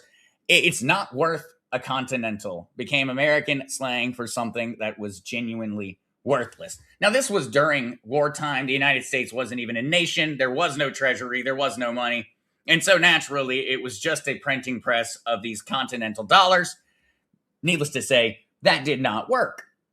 And so, ever vigilant, ever persistent, founding fathers moved on and said, okay, well, that didn't work out. We're going to go ahead and we're going to place this at the state level. And essentially, states are going to start issuing their own paper money, their own currencies. And so under the Articles of Confederation, states printed their own paper money. Famously, this worked out beyond horribly because essentially different states were more reliable than other states. And so $1 in North Carolina might be actually worth $1, but $1 in Rhode Island might be worth 10 cents. And of course, this led to problems. Many Rhode Island businesses actually just full on closed their shops because it was against the law to deny people the ability to pay in these state currencies. And so they would have been forced, essentially, if they opened their business, to accept worthless paper for their legitimate services and products. So instead of opening, and in order to avoid breaking the law, they just closed down the business. And so, needless to say, founding fathers decide they're going to take a third whack at this whole idea of money. And so, of course, we end up then seeing burned in to the Constitution flat out, once we did finally get to the Constitution, bans on all state coining of money or emitting bills of credit in perpetuity. It worked out particularly poorly. And so, at that point, we still really haven't figured it all out. The only thing that we do know now at this point is essentially the federal government gets to issue money. Nobody else gets to issue money in terms of other governmental agencies. That left a little bit of a loophole and a problem. And this brings us to essentially the wildcat banking era, is which it's typically called in the history books, ranging from 1837 to 1863, where, okay, states aren't allowed to issue currencies, but they never said anything about banks issuing banknotes. And so states begin to charter private banks that each print their own banknotes. At the peak, there were roughly 8,000 different currencies circulating around the United States at a single time. Needless to say, this created the same exact problem that we saw during the Articles of Confederation. Well, one bank is more trustworthy than another bank, the same way that one state was more trustworthy than another state. And so this completely destroyed the United States financial system. $1 was not worth $1. A note from a distant or a shaky bank would be offered or traded at essentially whatever that bank was willing to pay for it, because they didn't know whether they were going to be able to offload it to the next sucker. And so merchants kept subscription books inside of their till called banknote reporters and counterfeit detectors, just to price the money in their own till so that they could operate and open the business each day. Known as wildcat banks, they were called this because redemption offices were essentially always set up where the only thing that lived were wildcats. And so what they would do is they'd take your money, issue you these banknotes in the nice little facility in the city. But if you wanted to redeem it in order to get your real money back, well, unfortunately, we're only going to be open from 2 to 4 a.m. on the third Tuesday of every odd numbered month. And we set up our office in the middle of the lake on the other side of town, and we're charging $2,000 for oars and a raft to get there. Essentially, they just made it impossible to redeem, and in that way, it allowed for their crap banknotes to continue circulating. And so money was no longer operational in the United States. And there's actually an extremely hard argument, or extremely strong argument to be made that counter to what is commonly written in the vast majority of the history books today, that this actual currency battle and currency war essentially going on was actually one of the primary causes that led towards a lot of things that went on in regards to the Civil War. And so something that was going on that is very much just skirted over in terms of the history books because of, well, it would create for some unfortunate conversations depending on the doctrines you're trying to instill in the American youth. Needless to say, this didn't work either. And you'll notice that there's a particularly odd date that it stopped working on, 1863. The United States, we were a little bit busy, actually, during that time. We'd actually been busy for about 2 years with a little bit of a conversation between those who live in the more southern parts of the country and those in the more northern parts. And needless to say, it didn't work out, but it finally ended it. The Civil War is what ended the Wildcat banking era. The National Banking Act of 1863 create nationally chartered banks issuing uniform notes backed by federal bonds. Now, this is where essentially, because this is weird, what happened during this time was that the United States federal government didn't make it illegal for state banks to do this, for privately chartered state banks to issue banknotes. They didn't make it illegal. They placed a tax on it. And this is the way it still works to this day. And it was essentially the kill shot, a 10% tax on state banknotes. And so old money isn't illegal or banned, it's taxed into extinction. And so within a few years from the passage of the National Banking Act of 1863, needless to say, there was only one national currency. This was further cemented in 1913, something a year which shall live in infamy, with the creation of the Federal Reserve, one elastic national dollar. The chaos era becomes a cautionary tale told in econ classes. And so essentially America ran the experiment in both ways. Monetary patchwork, then monetary union. Ultimately, as we know to this day, the union won 100%. And that is what I think is an important little history lesson to know about when we start to talk about what's going on right now. Because back in the 1850s, we had, 8,000 notes, values all over the place. If I bought a banknote or exchanged my money in Philadelphia, and then I started heading west, made it to maybe a Cheyenne, Wyoming. Needless to say, the bank in Cheyenne, Wyoming is potentially just not going to accept that my banknote from that bank in Philadelphia is worth anything. And of course, we had backing in terms of these currencies. There was no backing. There were no rules. These different state chartered banks didn't actually have to have, 100% reserves. They didn't have to have any reserves. They didn't even have to have any money. All they needed was paper to print crap on. And of course, there was no federal rule book, and redemption was absolutely impossible. What we're looking at today with the idea of states beginning to issue their own stable coins, whether they're backed by US dollars or they end up backed by gold or silver, which they undoubtedly will, it's an entirely different picture to what we have seen in the past when it comes to the issuing of state level currencies. On this one, like in particular, every state token pegs to the exact same dollar. And so, no, it's not a representation of a banknote from some bank in Philadelphia. It's a representation of a federally issued dollar. If we change that and we say gold, it's gold bullion. Your gold bullion and my gold bullion are the same. They are 100% fungible.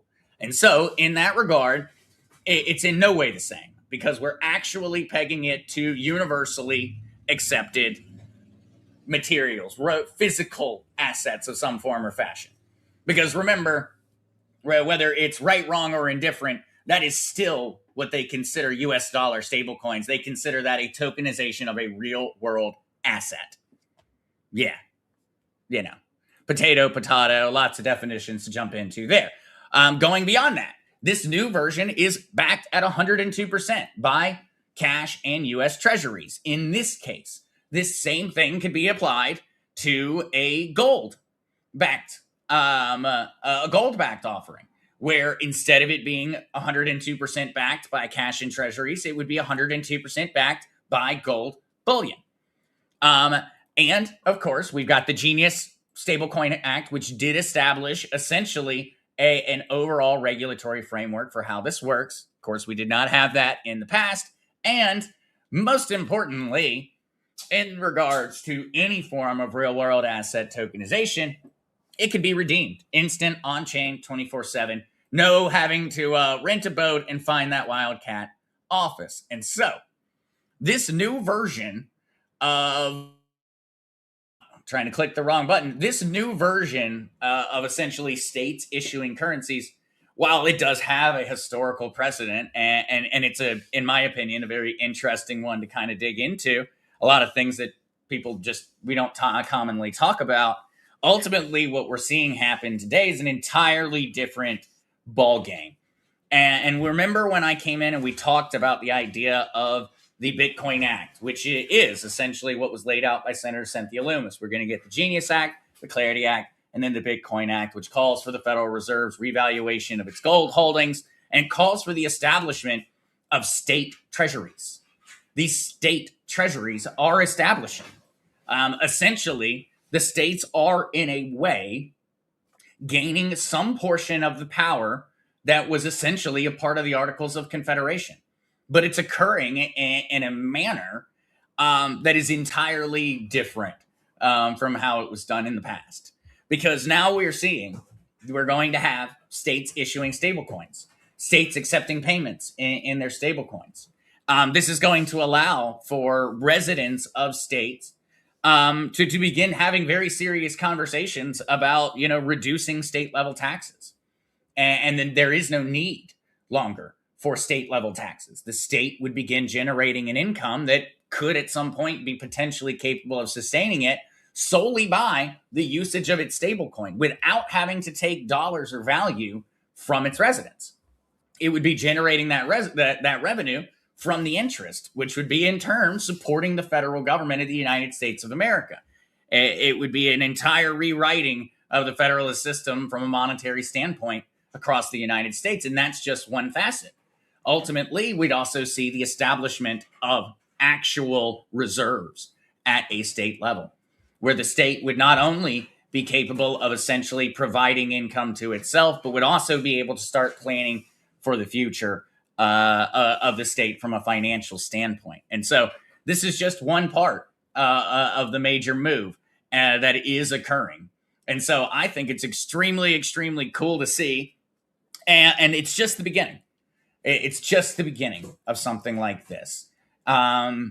Ultimately, we could end up seeing Wyoming offering discounts for everybody who is, paying their state fees, fines, and etc. in Frontier stablecoin.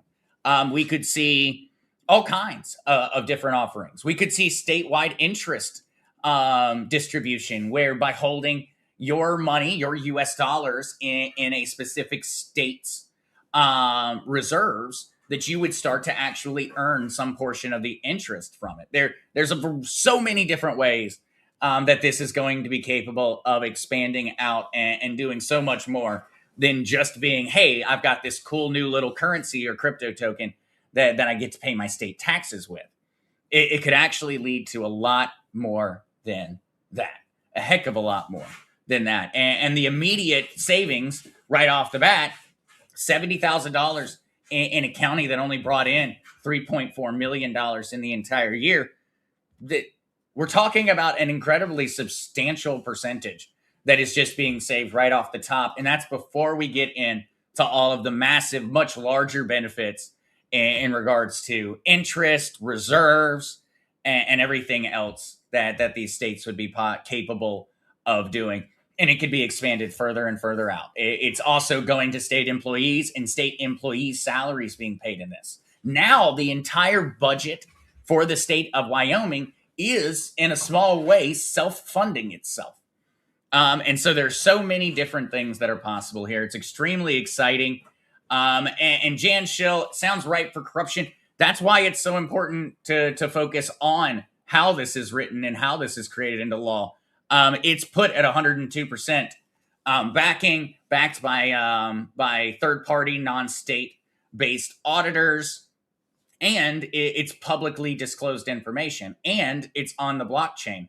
Actually, counter kind of to that point, Jan, this would be the best way of getting rid of corruption inside of our government. This is the only way to get rid of corruption inside of our government in an actual solid point, or from a really, really solid foundation. Because ultimately, in the current system, there's no way of essentially figuring these things out. It's going to be very easy when it's on a public blockchain. It's going to be very easy to see where government is wasting money. It's going to be very easy to see which government employees are getting paid too much.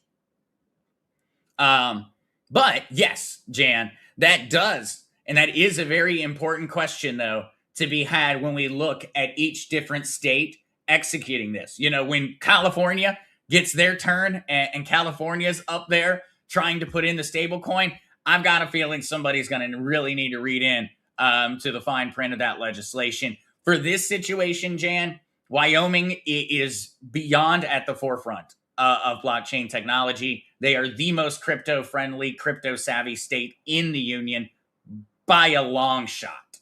And I mean, an extreme long shot. Wyoming established these laws for the vast majority of what the federal government and what the state governments are just currently learning about. They were passing these laws back in 2018. You can establish a decentralized autonomous organization in Wyoming under corporate charter.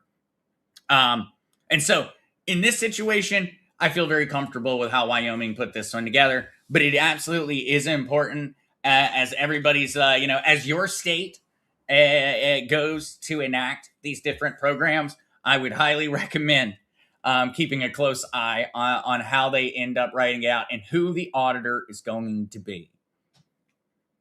Linda, Wyoming also protects your LLC. I'm a bit of a Wyoming fanboy. In all honesty, Wyoming as a state, beyond just being beautiful, beyond being on the right side of history politically, also just so happens to be extremely similarly minded to myself when it comes to cryptocurrency and corporate protections.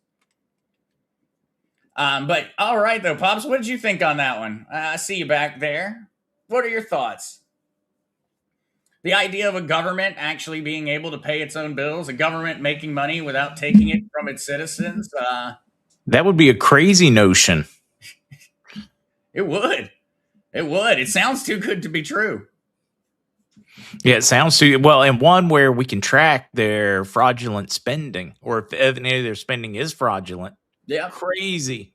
Yeah. Well, they're talking about, and I think this is where things get kind of hard to believe, but it's 100% doable. And it's not just doable, it's coming. But I mentioned that it's also going to be something that starts allowing governments to downsize. Well, think about it. With this type of technology and where we're going with the blockchain, your registration for your car currently being upheld and maintained by the DMV, a massive government agency that requires hundreds of thousands of employees each year to still be entirely 100% incompetent. Okay, what if we took the registration for your car and we just put it onto the blockchain in a smart contract? That's it. We're done. Now you check your registration. Anyone can check your registration and make certain that your vehicle is actually paid up, that you have insurance, that you have everything. And guess what? We don't have any more DMV employees. We don't need them.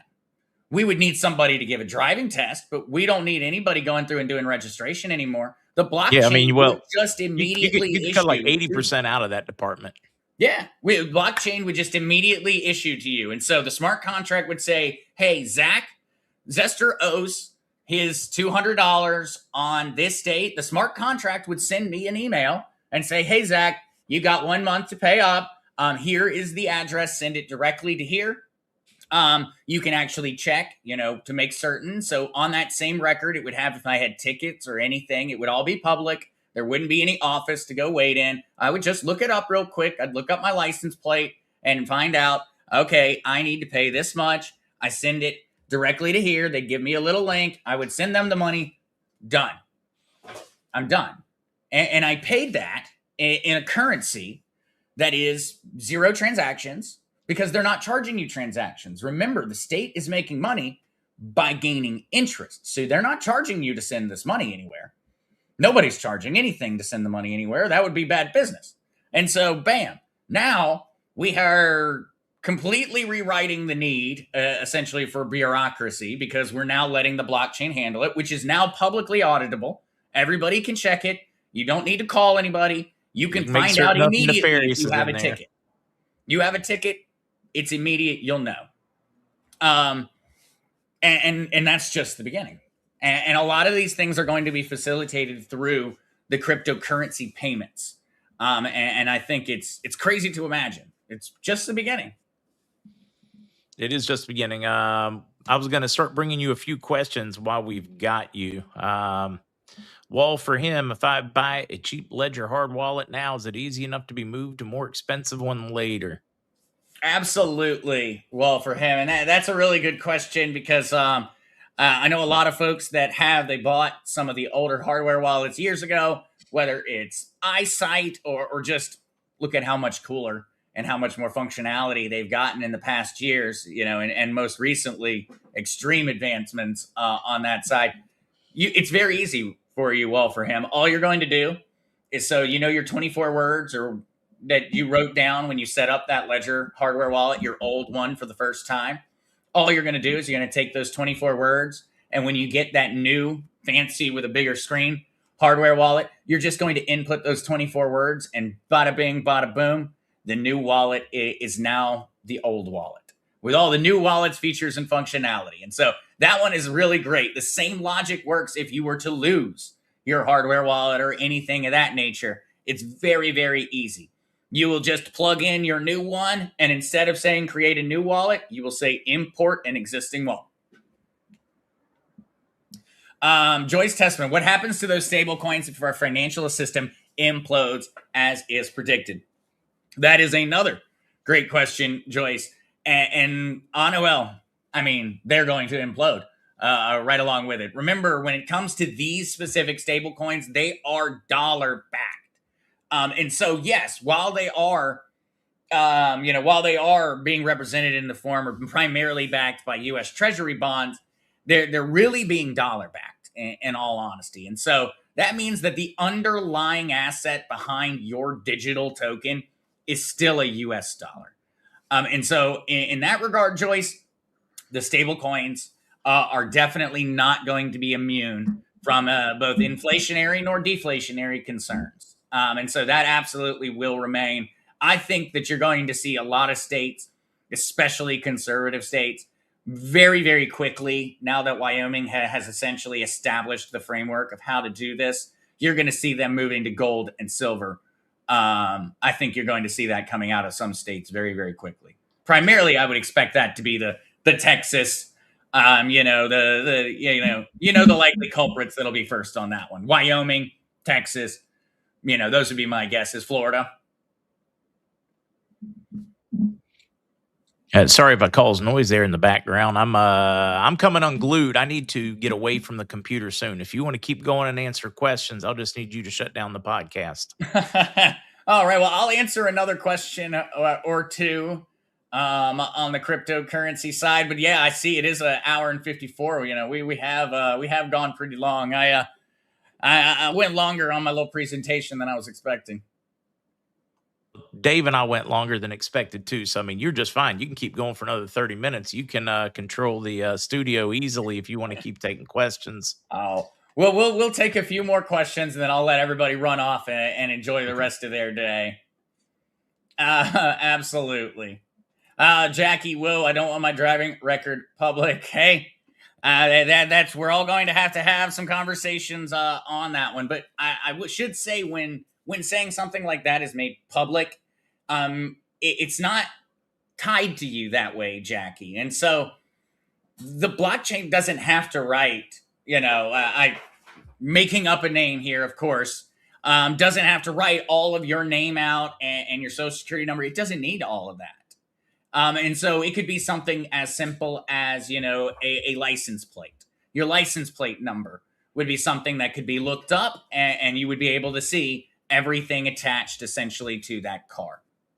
That doesn't mean that all the information has to be public on that ledger, on that blockchain. There can be information that only the holder of that driver's license or that or specifically, you would be capable of seeing. And so it's very possible with these blockchains for there to be essentially the public information and the private information that is only available to those who, have the authority essentially to access it.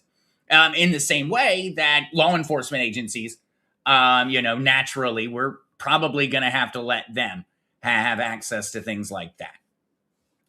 And so, no, you don't have to worry, Jackie. It won't be, we won't be going out and crypto or blockchain people like me won't be going out there and, having a, look at everybody who's got 10 tickets type thing. And here's all their information. It's not like that.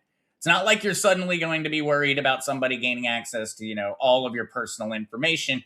It's just the things that are actually important to what we're talking about. Oh, does this vehicle have insurance?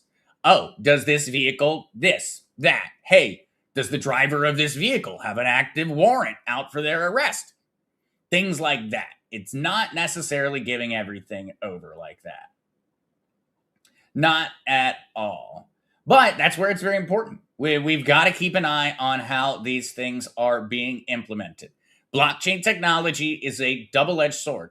It can be used to provide extreme degrees of freedom and autonomy, or it could be used for the absolute opposite.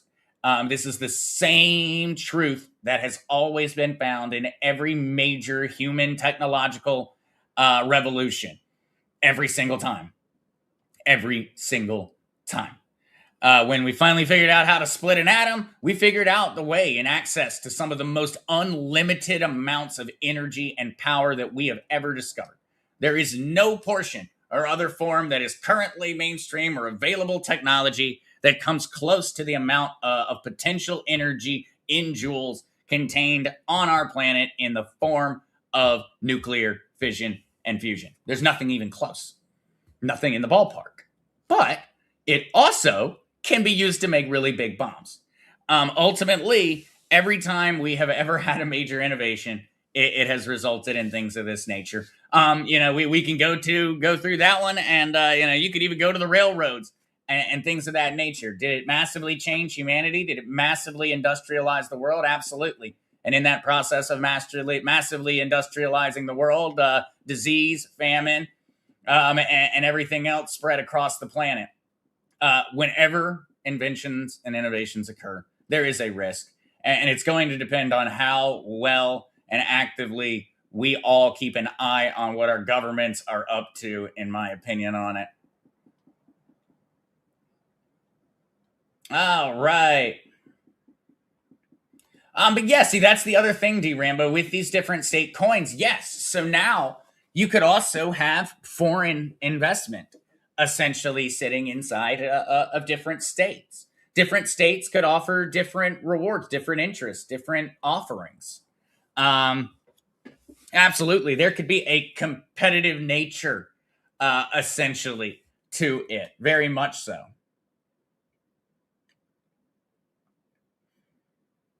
Yeah, KC Sunshine. Phones, convenient, but also tracking you. Artificial intelligence.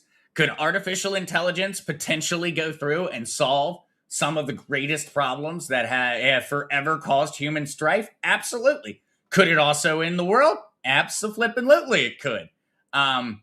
We have to keep in mind, we cannot be afraid of new technology or afraid of something like the blockchain solely on account of the fact that it's going to cause change and that it could potentially be used for bad things.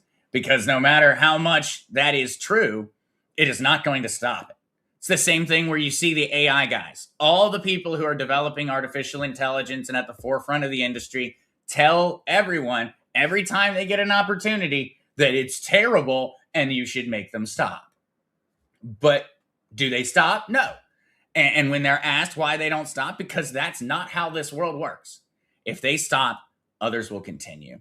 And so these type of things are things that unfortunately we've got to accept, and we've got to decide how we're going to interact with them, because our money is going to be on a blockchain.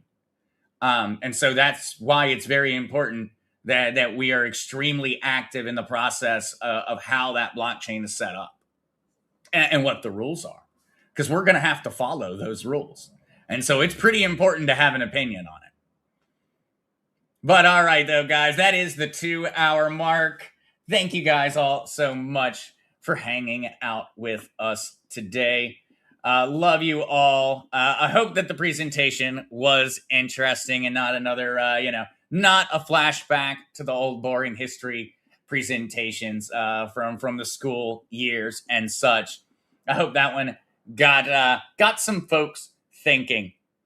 It's extremely interesting. We're having so much in our world that while we're progressing so quickly, and yet many of the things that we're progressing towards are historical regressions in many ways. And I'm finding it extremely interesting to watch, from the quarter sphere defense and Donald Trump's foreign policy to the overall way that states and the federal government interact. We're